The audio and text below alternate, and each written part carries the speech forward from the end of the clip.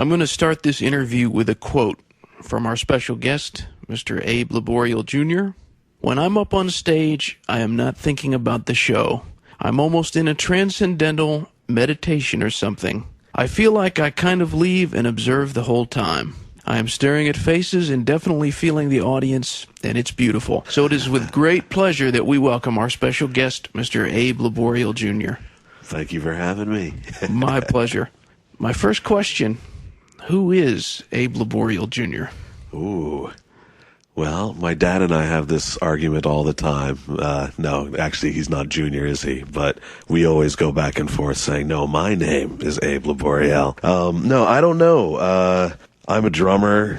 I'm a musician also. And I'm a guy who likes to cook and a guy who just likes to live life to the fullest. I think it would be the simplest way to put it. It was great. You just mentioned your father, and we had an opportunity to interview Mr. Abraham Laboriel Sr. So I wanted to know, what was life like for you growing up in such a musical environment? And second of all, what things about music have your brother and your father taught you?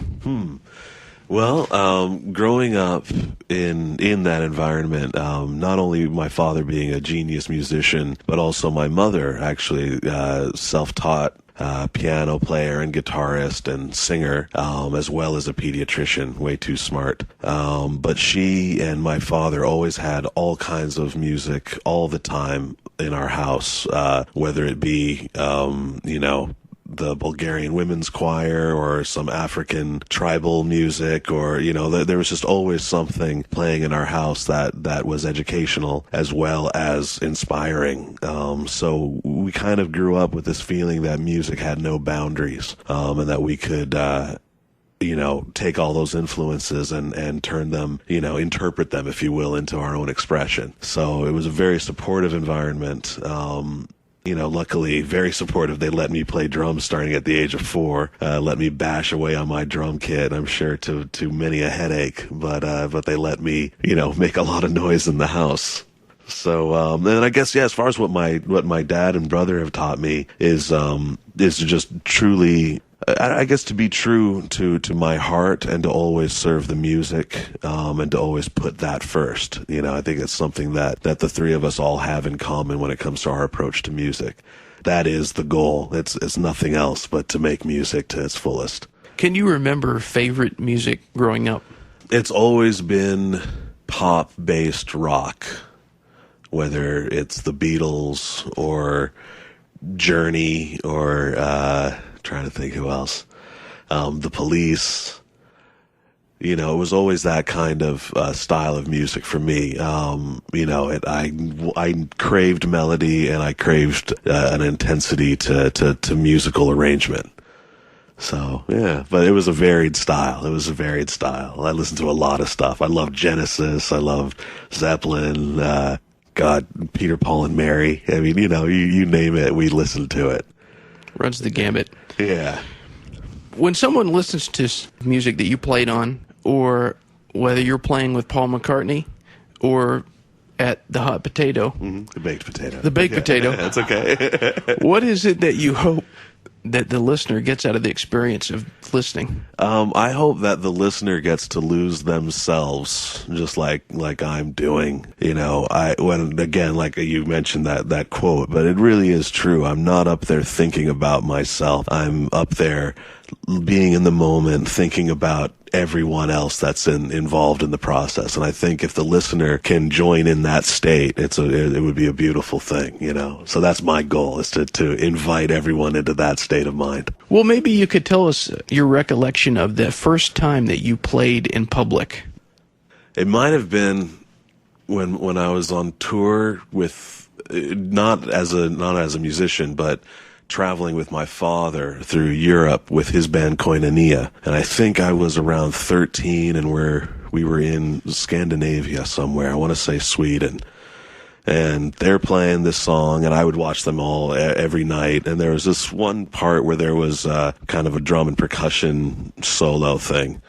Because, it was Alex Acuna on drums and percussion and Bill Maxwell also on drums and percussion. So they had a couple of kits and a percussion rig. So basically both Alex and Bill played drums, and they had me come up and play like a timbale solo, and then we all do this riff together. So I remember that feeling at this jazz and blues festival, and there was, easily 20,000 people out there, and I definitely got a rush and got the goosebumps. It was like, yeah, I could definitely do this more. Speaking of the rush and the goosebumps, a little more recent in history, tell us about the first time that you ever played with Sir Paul McCartney. Oh, of course, I didn't sleep for about a week before. It was the first time I was going to meet him to record, actually, a record. It was for Driving Rain, the starting of those sessions. And I can remember the anticipation and the nervous energy, which I never get nervous, but there is definitely nervous energy for that, because, he means so much to not only me, but to everyone.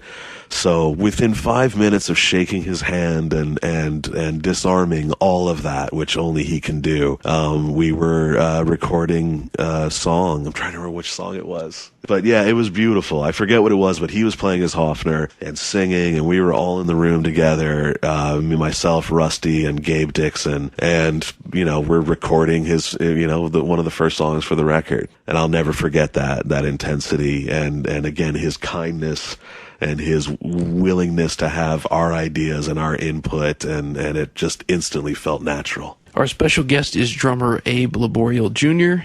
A lot of you know him as the drummer in Sir Paul McCartney's band. There are some great drummers out there. Anton Fig, Richie Hayward from Little Feat. So I wanted to know, what are some of your favorite drummers and why? And also tell us about some of the people that mentored you. Oh, wow. One of my favorites, which happens to be someone who mentored me, is Jeff Porcaro, drummer for Toto and countless sessions. He was like a second father to me. He and my father played a lot together on records. I grew up hanging out with him and going to sessions, and he really took me under his wing and showed me so much about not only playing the drums but also about living life.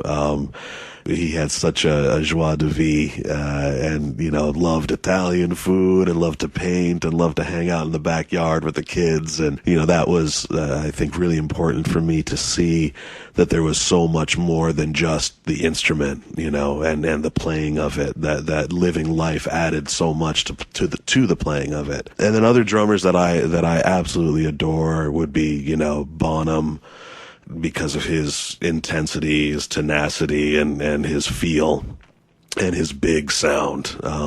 It's definitely why I play big drums like I do, Stuart Copeland is another one, for me, who just his intricacies and ability to play a song and flip the beat around and have it still groove the way he does, like only he can. Terry Bozzio is another one from Missing Persons and Zappa fame, who, is just one of my inspirations, I think, And what is your impression of Mr. Ringo Starr? Oh, love him. He has an ability. First of all, he has a swing. He has a groove that is unmatched. And then he has an ability to play a song. And I think one of the biggest things that he is able to do is to play a song and know when not to have to like bash out the groove all the time. Like, his drum parts are very intricate and really, I think, embrace the lyrics and the playfulness, if you will, of the songs, of the material. I think he's great. And he's a funny guy, too. Oh, yeah? Yeah. Tell all the listeners out there about Chocolate Genius. Oh, yeah. Well, Chocolate Genius Incorporated is a collection of friends, all under the leadership of Mark Anthony Thompson, who is a dear friend of mine and a collaborator, and someone with whom I've written a lot of music, played a lot of music with. And it's an ongoing collective, which sadly lately I haven't been able to participate a lot in, but whenever possible we play live, we put out a record and do what we can. But he is a genius singer-songwriter. He was a part of Bruce Springsteen's, what was that last band? Not the E Street, but the one with the Pete Seeger sessions. He was a part of that. I think one of the greatest poets of our time. I hope more people get to listen to his music. You've had the opportunity to work with some of the greatest artists of all times. Which one has the most meaning to you? Oh, God, that's an impossible question to answer. I mean, again, I have been so blessed, that I get to play with some of the greatest writers of our time. Paul McCartney, Sting, Eric Clapton.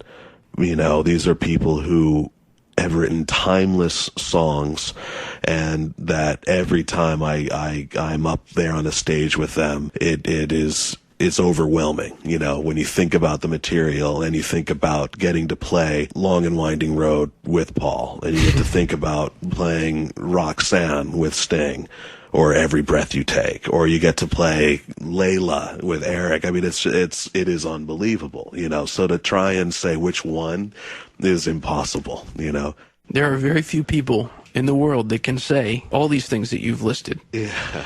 But I want to know from your eyes, from the eyes of Abe Laboriel Jr., when you're up on stage and you're playing the drums in front of thousands and thousands of people, and everybody is there because they want to be there. Right. And every eye is on you. Yeah.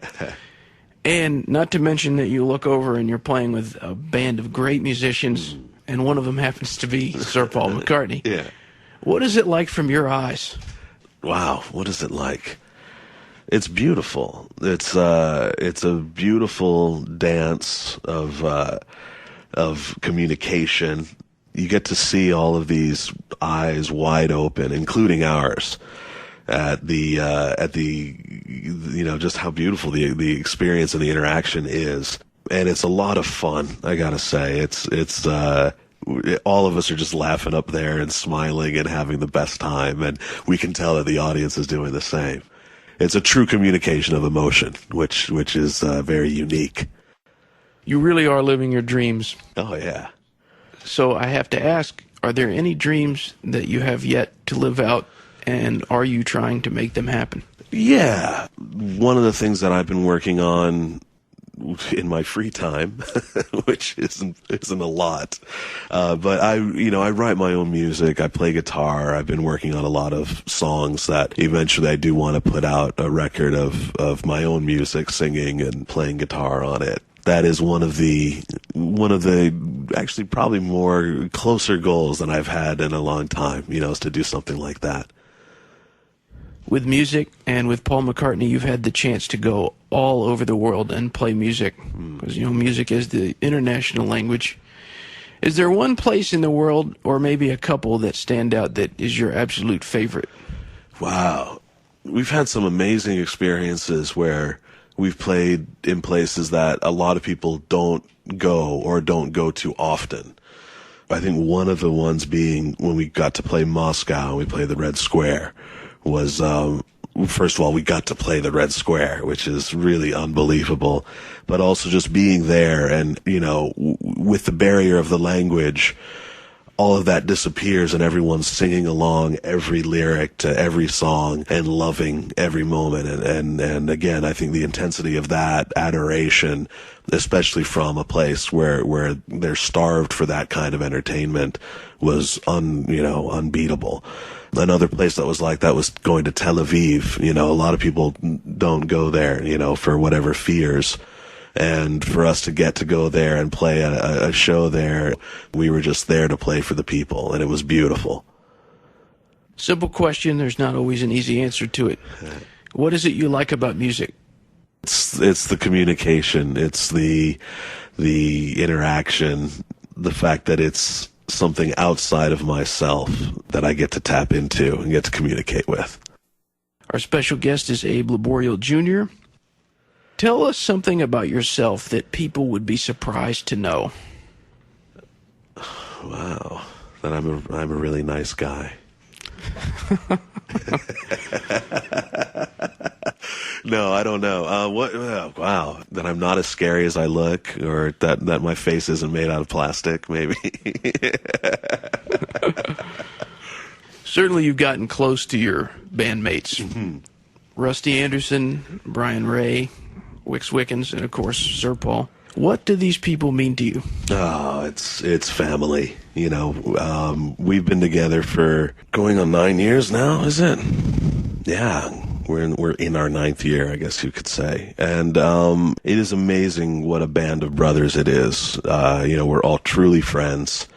You know, there's a lot of laughter, there's a lot of inside joking, there's a lot of just hanging out, and we all look forward to every opportunity to get to do that. And then we get to make music on top of that. So it's a beautiful thing. They all individually mean so much to me. What song that you perform means the most to you? And secondly, of all songs from any artist, could you pick a favorite? Ooh. Ouch. Oh, wow, what song do I love? You know what, with Paul, I think the song I love the most to play with him is Maybe I'm Amazed. Because that is like the ultimate love song. And to get to play it with the intensity that we get to play live, I think it's beautiful. So that's probably my favorite one to play with him. Oh, I don't know that there's an answer to the other one. It is a hard question, though, because I do treat each song with the ultimate respect that it deserves, you know. So whether we're playing Dance Tonight or Let 'Em In or whatever, we're playing it to the fullest expression that we can. Just speaking in terms of longevity, it doesn't seem like Paul McCartney is slowing down at all. I mean, still, the last album was great. Yeah. You got a chance to play on that, and then here you guys are again on tour. Do you see any end in sight? No. Honestly, he has more energy than us young whippersnappers have. I've never met someone who has more, again, just a love for life and an ability to experience it to its fullest. He, you know, goes on stage. Not only does he perform the way he does, we're singing all the songs in the original keys. He goes for about 2 hours before we take our first break for an encore, and he has one sip of water at that point, you know, whereas I'm back there chugging on water, dripping with sweat, trying to keep my energy up, and he's just calm and cool and full of energy. So no, there's no end in sight. He, you know, he loves doing it. He's only doing this because he wants to do it. And that's the beauty of it, you know, so there's no limitation. Well, tell us something about Sir Paul McCartney that we would be surprised to know. That he's a really nice guy. No, I'm kidding. Come on. God, I don't know. How could you surprise anybody when there's so much that he's already said, you know? I mean, he's been doing this for 50 years now. I think it's all pretty much been said. That's probably true. I have 2 final questions. What is your all-time favorite meal? Meal? Ooh. It would definitely be pasta-related. Probably a bucatini amatriciana, which is a nice kind of thick spaghetti with bacon and onions and tomato and garlic. I like to cook, by the way, so that's probably one of my favorite. That with a nice Brunello de Montalcino wine on the side is like the perfect little combo. I've heard that the catering on this tour is like the best in the world. It is. It is the best in the world, and it's vegetarian, which is amazing. There's no limit to what they can make, and you would think they would be quite limited, but to be honest, it is made believers out of all of us that you can eat very well as a vegetarian. Given that Paul McCartney's fandom is worldwide and music is the universal language, this broadcast is going out all over the world. So my last question to you, Abe Laboriel Jr., what would you like to say to all those people that are listening in? Well, thanks for listening, and I do hope that we get to play music for you in person for years to come. Very good. Mr. Laboriel, thank you very much for this interview. My pleasure. Thanks for having me. Real pleasure to talk to you. Right on. Take care.